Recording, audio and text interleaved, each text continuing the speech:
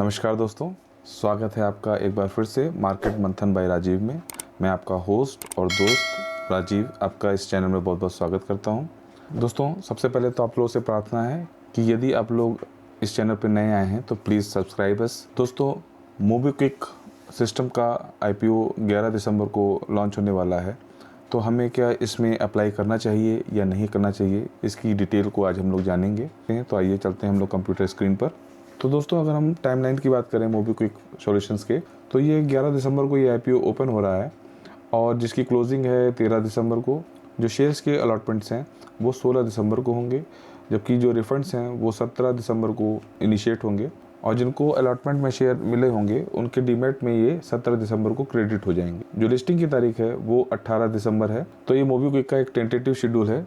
अगर हम MobiKwik system के बारे में कुछ जानना चाहें तो यहाँ पर आप देख सकते हैं, MobiKwik is one of the leading digital payments space by changing the behavior of the customers towards mobile wallets and buy now pay later services। तो इसको आप एक प्रकार का पेमेंट बैंक सिस्टम वाला सिस्टम समझ सकते हैं, जिसमें कि ये अपने कंज्यूमर्स को पेमेंट करने की सुविधाएं प्रदान करते हैं। साथ ही साथ इनकी एक फैसिलिटी चलती है BNPL, यानी कि बाय नाउ पे लेटर। तो इसमें क्या होता है कि कंज्यूमर्स आज अपना कुछ सामान खरीद सकता है, उसका पेमेंट जो है लेटर में कर सकता है और उसको जो है ब्याज के रूप में पैसा थोड़ा बहुत देना पड़ता है और वहीं इस कंपनी का बढ़िया मार्जिन मिलता है इसको। इसके अलावा आप देख सकते हैं, MobiKwik attempt to scale down pain that connected with everyday mobile payments and enable easy access to BNPL option, focusing on easy financial inclusion and customer experience. MobiKwik has emerged as a preferred option for online shoppers across UPI powered। जैसे जैसे UPI आजकल हम सब लोग use करते हैं, तो इनका भी UPI वाला सिस्टम भी मौजूद है और जिससे कस्टमर अपने जो मल्टीपल्स बिल्स हैं, कोई भी पेमेंट्स हैं, वो इनके प्लेटफॉर्म पर जा कर के कर सकता है। इसके अलावा आप यहाँ पे देख सकते हैं, यहाँ पे लिखा हुआ है effortless MobiKwik wallet transactions and smooth wallet to bank transfer. मुझे याद है, बहुत ही शुरुआती समय की बात है, एक फ्री चार्ज वॉलेट करके होता था और एक मोबीक्विक वॉलेट होता था। ये दोनों पेटीएम से पहले के सिस्टम्स थे जिनमें वॉलेट होते थे और उन वॉलेट्स में हम लोग अपने कुछ पैसे डाल करके और जगह जगह पे उनके QR कोड्स होते थे जिनको हम लोग स्कैन करके पेमेंट कर सकते थे। तो ये वॉलेट वाला सिस्टम मोबीक्विक के समय से ही चला आ रहा है और इसके माध्यम से जो कंज्यूमर है वो अपना पेमेंट आसानी से कर सकता है और जिस वॉलेट से पैसे की ज़रूरत नहीं होती है तो वो वॉलेट का पैसा ईजिली बैंक अकाउंट में ट्रांसफ़र भी कर सकता है। तो इस सुविधा से जो कंज्यूमर है उसको ऑनलाइन पेमेंट करने में बहुत ही सुविधा होती है। तो मोबीक्विक जो सिस्टम का बिजनेस है लगभग इसी पर केंद्रित है। यहाँ पे इसके अलावा इसकी एक सब्सिडरी भी है जिसका नाम है Zaakpay, a strong payment gateway, a MobiKwik Zip, a flagship BNPL solution, make waves। All of these services are designed to enhance digital payments experience with allowing a user to shop, pay and manage credit requirements easily and securely। तो इस प्रकार का इनका business है, ये online payment का business करते हैं जिससे कस्टमर्स को आसानी से पेमेंट की सुविधाएं मिल सके। अगर हम इनके बिजनेस को और गहराई से देखें तो ये क्या क्या सर्विसेज प्रोवाइड करते हैं आप देख सकते हैं। The company provides range of payment services enable consumer, क्या क्या है, pay utility bills such as mobile recharges, electricity and credit card bills, make purchases both online and offline merchants including retail stores and fuel stations, transfer money by phone numbers, UPI and bank accounts, check bank balance, scan QR codes, make UPI payments। तो जैसा कि आप लोग लगभग Paytm वगैरह सब लोग use करते हैं, तो उसी प्रकार का इनका भी बिजनेस है कि इस तरह के पेमेंट्स ऑप्शंस अपने कंज्यूमर्स को प्रोवाइड कराते हैं। इसके अलावा इनकी और प्रोडक्ट रेंज जो है वो भी आप यहाँ पर देख सकते हैं क्या क्या है। Online checkout for e-commerce merchants, enable merchants accept payment through all major modes including UPI, wallet and card, pay later options. Pay later option यानी कि आज आपने खरीदा, आपने कुछ दिनों बाद उसका पेमेंट किया। स्कैन अ पे विद क्विक QRs, यानी कि जो UPI के जो QR कोड्स होते हैं उनके माध्यम से भी आप इसमें पेमेंट कर सकते हैं। इसके अलावा ये लोग साउंड बॉक्स भी देते हैं, जैसे कि आप लोगों ने पेटीएम का साउंड बॉक्स देखा होगा कि जैसे आप कोई पेमेंट करते हैं तो वो सेलर्स है उसके बॉक्स में बोलता है कि इतना रुपया मैंने प्राप्त किया। तो ये इस तरह का भी ये साउंड बॉक्स भी प्रोवाइड करते हैं जो मर्चेंट्स होते हैं उनको। इसके अलावा देख सकते हैं मोबीक्विक EDC मशीन, यानी कि जो POS मशीन होती हैं जिनके माध्यम से आप अपना कार्ड स्वाइप कर करके पेमेंट कर सकते हैं, क्रेडिट कार्ड से या ATM कार्ड से अपना स्वाइप करके जो पेमेंट करते हैं, तो वो सुविधा भी ये मर्चेंट्स को देते हैं जिसके माध्यम से कंज्यूमर इजीली उनके अकाउंट में पैसा ट्रांसफर कर सकते हैं। इसके अलावा क्या है, मर्चेंट कैश एडवांस। इसमें क्या होता है, a flagship credit product that provides accessible affordable credit to merchants using the company's payment solution and their business needs. यानी कि ये अपने मर्चेंट्स को एक प्रकार से आप कह सकते हैं लोन देते हैं कि वो अपना थोड़ा सा बिजनेस नीड के या बिजनेस के रिक्वायरमेंट्स को पूरा कर सके, तो एक छोटे मोटे लोन्स का भी ये व्यवस्था अपने मर्चेंट्स के लिए करते हैं। तो इस प्रकार की इनकी प्रोडक्ट्स की पूरी रेंज है, यानी कि वाइड रेंज है और काफ़ी अच्छे तरीके से ये अपने बिजनेस को मैनेज कर रहे हैं। इशू लाने का जो ऑब्जेक्टिव है यहाँ पे आप देख सकते हैं, funding growth in the financial services business, funding growth in the payment services business, investment in data machine learning यानी कि ML, artificial intelligence, product and technology. यानी कि ये कंपनी जो पैसा उठा रही है बाजार से, तो उस पैसे का ये यूज़ अपने बिजनेस को भी आगे बढ़ाने में कर रहे हैं। साथ ही जो टेक्नोलॉजी की एडवांसनेस है उसको भी अपने बिजनेस में इंक्लूड करना चाहते हैं, क्योंकि इनका अधिकतर बिजनेस ऑनलाइन है। सारा काम इनका ऑनलाइन सिस्टम से ही होता है, मोबाइल से या कंप्यूटर से। तो उसमें एआई और मशीन लर्निंग की बहुत ही अहम योगदान होने वाला है आने वाले दिनों में। तो उसमें भी ये अपना इन्वेस्टमेंट जो बाज़ार से पैसा उठाएंगे वो करेंगे। Capital expenditure for the payment devices and business and general corporates purposes. General corporate purposes में क्या हो सकता है कि जो इनके प्रोमोटर्स होंगे वो शायद अपना स्टेक भी थोड़ा बहुत बेच रहे होंगे। तो कुल मिला के यहाँ पे कुछ फ्रेश इशूज़ भी हो सकते हैं और कुछ ऑफर फॉर सेल भी हो सकता है। तो उन सब का मिक्सेस ये आईपीओ आ रहा है। अगर हम कंपनी की स्ट्रेंथ को देखें तो यहाँ पर आपको स्ट्रेंथ दिखाई दे रही है, legacy of providing positive and sustainable consumer experience, technology led and product first approach, strong consumer base and low customer acquisition cost, efficient operational management. तो यहाँ पर लगभग ये सब पॉजिटिव चीज़ें हैं जो एक फाइनेंशियल पेमेंट बैंक कंपनी के अंदर होनी चाहिए। तो कंपनी की स्ट्रेंथ काफ़ी अच्छी है, टेक्नोलॉजी बेस्ड है, एक स्ट्रॉन्ग कंज्यूमर बेस है, एफिशिएंट ऑपरेशनल मैनेजमेंट है। तो ये सब इसकी स्ट्रेंथ है, लेकिन कुछ वीकनेसेस भी हैं। क्या है आप यहाँ पे देख सकते हैं। सिक्योरिटी कंसर्न, लगभग सभी ऑनलाइन बिजनेस जो भी कर रहे हैं उनके साथ एक सिक्योरिटी कंसर्न बना ही होता है, क्योंकि जब हम ऑनलाइन मोड में काम कर रहे हैं तो वहाँ पे ऑनलाइन अटैक्स भी होने की संभावनाएं रहती हैं, डेटा सिक्योरिटी बहुत बड़ी प्रॉब्लम होती है। तो वो सिक्योरिटी कंसर्न इनके साथ भी है। साथ में यहाँ पे आप देख सकते हैं आरबीआई एंड गवर्नमेंट पॉलिसीज़ में अफेक्ट इन दियर बिजनेस, क्योंकि इनका एनबीएफसी का एक प्रकार से बिजनेस है, ये आप कह सकते हैं ऑनलाइन फाइनेंशियल का बिजनेस है, जिसमें कि ये थोड़े बहुत छोटे मोटे लोन देते हैं, पेमेंट बैंक की तरह काम करते हैं। तो यहाँ पर फ्यूचर में अगर आरबीआई या गवर्नमेंट की तरफ से कुछ पॉलिसीज़ आती हैं जो इन सर्विसेज के अगेंस्ट में होती है, तो वहाँ पर इनको थोड़ी बहुत दिक्कत हो सकती है। तीसरा क्या है, मोबीक्विक डिपेंड्स ऑन इंटरनेट। तो मैंने आपको भी बताया था कि ये ऑनलाइन बिजनेस है, तो ऑनलाइन बिजनेस में इंटरनेट की आवश्यकता बहुत ज़रूरी होती है। और यहीं पर यहाँ पर दिया हुआ है कि अगर जिन एरिया में पुअर इंटरनेट कनेक्टिविटी होगी तो वहाँ पर इनके जो फंक्शंस हैं या इनका बिजनेस है या इनके प्रोडक्ट्स हैं उनका यूज़ कस्टमर्स सही से नहीं कर पाएंगे। तो ये कुछ वीकनेसेस हैं जो कि लगभग सभी ऑनलाइन प्लेटफॉर्म के साथ रहती है, तो वो इनके साथ भी बनी हुई है। अगर हम आईपीओ की डिटेल्स की बात करें तो ये जो प्राइस बैंड लेके आ रहे हैं 265 से 279 का प्राइस बैंड लेके आ रहे हैं, और बीएससी एनएससी दोनों में ये कंपनी लिस्ट होगी।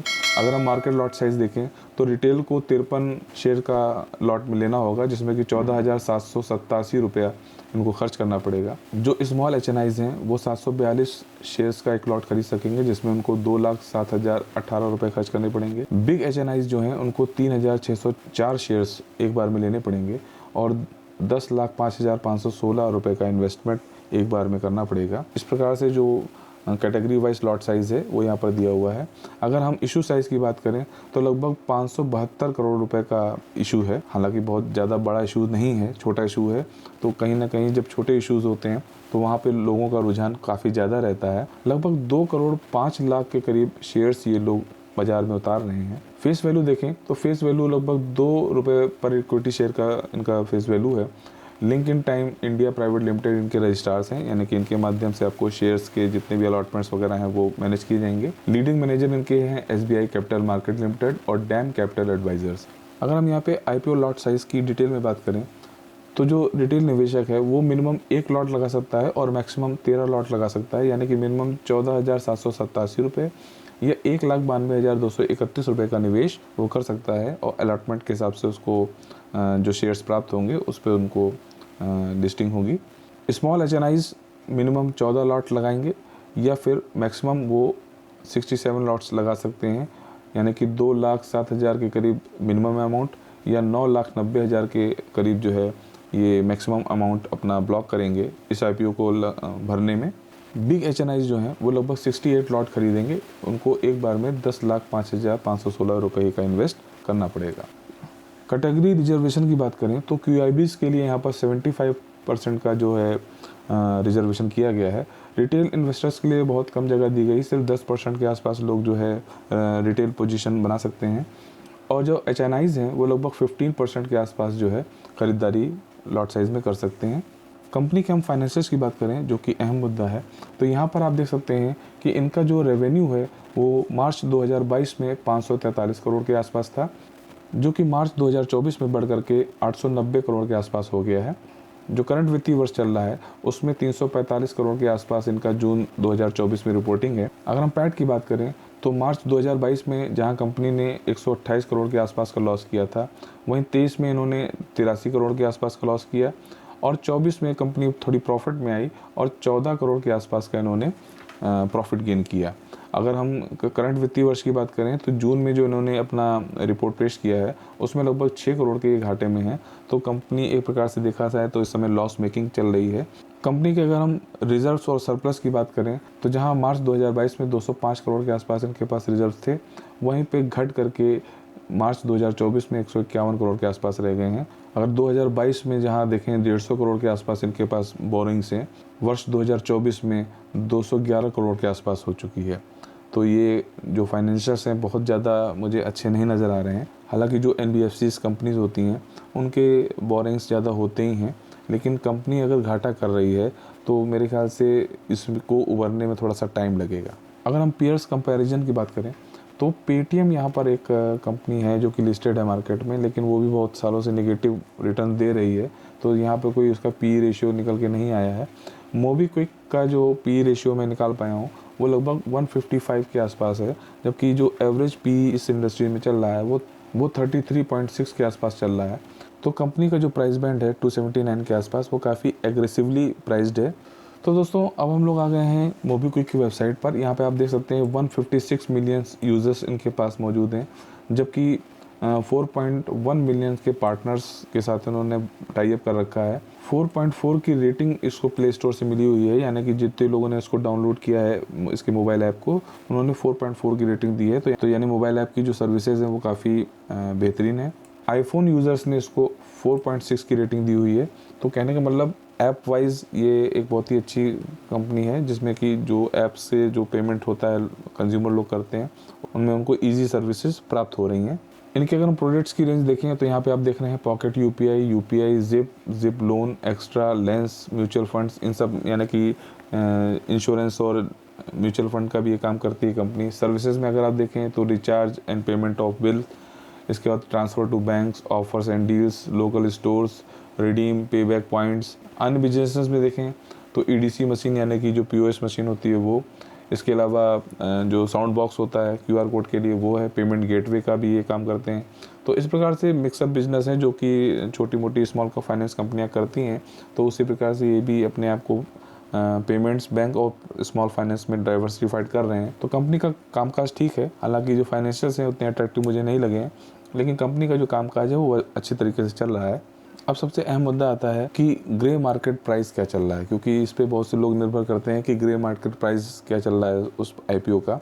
तो यहाँ पर आप देख सकते हैं कि जो IPO का ग्रे मार्केट प्राइस है वो लगभग 43% तक अप हुआ है। हालांकि इधर एक दिन में ये घट करके 39% के आसपास हो गया है। जो कंपनी की वैल्यूएशन है वो कहीं ना कहीं मुझे ज़्यादा लग रही है। हालांकि उसके हिसाब से जो मार्केट इसको रिवार्ड देने के प्रयास में है वो लगभग 40% के आसपास है, लेकिन ये कोई क्लियर कट व्यू नहीं है। अभी 11 दिसंबर और 13 दिसंबर तक आते आते इसमें कुछ कमी भी आ सकती है, तो इस पे हम लोग बहुत ज़्यादा फोकस नहीं करेंगे। हम लोग फंडामेंटल्स देख चुके हैं, हम लोग कंपनी का बिज़नेस देख चुके हैं, साथ ही साथ उसके हम लोग फाइनेंशियल एक्टिविटीज़ को भी देख चुके हैं। तो उसके हिसाब से मुझे ये लगता है कि अगर ये बिज़नेस अच्छी तरीके से ग्रो करती है ये कंपनी, तो इसमें लॉन्ग टर्म में थोड़ा बहुत पैसा बनने की उम्मीद है। तो इस प्रकार से GMP मुझे ठीक ही ठाक दिखाई दे रहा है इस कंपनी का। तो दोस्तों सारे फाइनेंशियल्स को देखते हुए और कंपनी के बिज़नेस को देखते हुए मैं इस नतीजे पे पहुंचा हूं कि इस IPO में हम अप्लाई कर सकते हैं, और अगर लिस्टिंग गेन इसमें हमें 20-25% की मिल जाती है तो वो हमारे लिए सफिशिएंट होगा। उस लिस्टिंग गेन को मैं लेकर के मुनाफा बांध करके मैं अपने घर ले जाऊंगा। भविष्य में अगर ये कंपनी मुझे कम पी पर या कम वैल्यू पर मिलती है तो मैं उसमें दोबारा से एंट्री करने की कोशिश करूंगा। तो दोस्तों ये था हमारा आज का एनालिसिस। आपको ये एनालिसिस कैसी लगी प्लीज़ हमें कमेंट करके ज़रूर बताइए। आप क्या इस IPO में अप्लाई करने जा रहे हैं या नहीं करने जा रहे हैं, ये भी हमको आप कमेंट करके बताइए। दोस्तों अगर आपको हमारा ये एनालिसिस बहुत बढ़िया लगा है, अच्छा लगा है, तो प्लीज़ इस वीडियो को लाइक करिएगा, हम लोग को सब्सक्राइब करिए। और यदि आपके दिमाग में कोई ऐसा शेयर है जिसके बारे में आप जानना चाहते हैं तो प्लीज़ हमें कमेंट करिए, हम निश्चित रूप से उसके ऊपर एक अच्छा सा वीडियो आपके लिए लेकर के आएंगे। तो दोस्तों आज हम लोग इसी वीडियो के साथ विदा लेते हैं। दोस्तों मिलते हैं नेक्स्ट वीडियो में नए शेयर के साथ, तब तक के लिए आप लोगों से अलविदा लेते हैं। नमस्कार।